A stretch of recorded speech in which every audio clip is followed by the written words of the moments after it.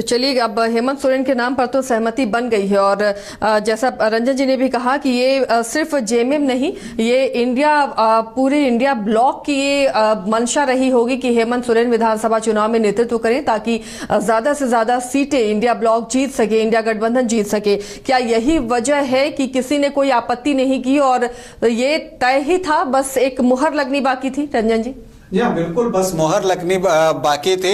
ऐसे भी अगर जेएमएम मान लीजिए कि कोई फैसला लेता है तो जो बाकी उनके सहयोगी दल हैं फिलहाल झारखंड में उस स्थिति में नहीं है कि वो उसका विरोध करें। इसके अलावा एक बात और भी है कि अगर आप देखें तो लोकसभा चुनाव के बाद जो इंडिया ब्लॉक के जो सहयोगी दल हैं उनके बीच एक एका जो है वो अभी तक देखने को मिली है और उसमें कोई फूट देखने को नहीं मिला है। तो लगता है कि वो एक स्टेज पर एक साथ जो है वो दिखना चाहते हैं और वो लोगों के बीच ये संदेश भी देना चाहते हैं कि हम एक हैं। वो ये नहीं चाहते कि लोग समझें कि इनके बीच मतैक्य नहीं है, मतांतर है किसी भी विषय पर। तो इस चीज को छिपाने की कोशिश भी की जाती है और मुझे लगता है कि जब आप चुनाव भी लोकसभा का देखिएगा तो अगर आपको जेएमएम की बात कर लीजिए या कांग्रेस की बात कर लीजिए, वोट तो हेमंत सोरेन के नाम पर ही मांगा जा रहा था, चाहे कोई भी हो। तो दोनों में से कोई, और मुझे नहीं लगता कि कांग्रेस को किसी भी तरह की कोई परेशानी थी कि हेमंत सोरेन जो है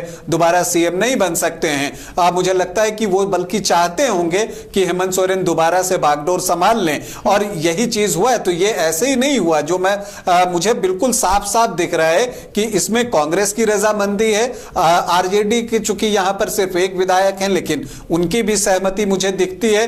और सीपीआईएमएल की बात कर लीजिए तो विनोद सिंह होते हैं। अब देखिए, अब ये 4 लोगों का एक अब इंडिया गठबंधन एक तरह से झारखंड में हो गया है। तो अब जो है उन्हें इस दिशा में आगे बढ़ना है और ऐसे भी हेमंत सोरेन की बात जो होगी वो इस गठबंधन में फाइनल बात होगी। सीटों का बंटवारा करना है। अब सीटों के बंटवारे में देखिए परेशानी आएगी क्योंकि कोई कितने सीटें मांगता है इस पर डिपेंड करेगा।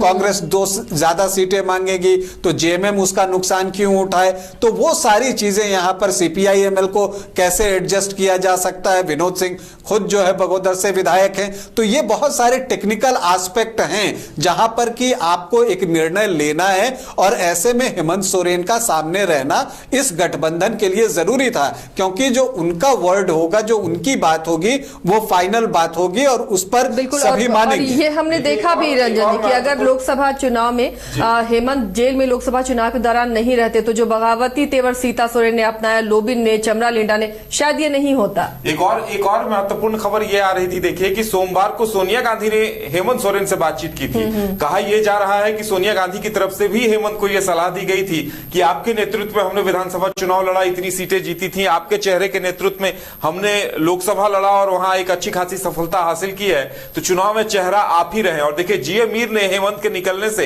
1-2 दिन पहले जेल में उनसे मुलाकात की थी और उस मुलाकात के दौरान कल्पना सोरेन भी थी। तो कांग्रेस का समर्थन था और सोनिया गांधी ने सोमवार को ही बात की थी। और देखिए 2 दिनों का वक्त इसलिए लिया गया क्योंकि राज्यपाल आज लौट रहे थे और शायद इसीलिए विधायक दल की बैठक आज बुलाई गई थी कि राज्यपाल के भी आने का इंतजार था। और कहीं न कहीं इसमें पूरे गठबंधन की सहमति है और यह बात अब स्पष्ट तौर पर सामने आ रही है कि जब सोनिया गांधी से बात हुई है तो सोनिया गांधी ने ही सलाह दिया था जिस पर हेमंत सोरेन ने अमल किया है सलाह को।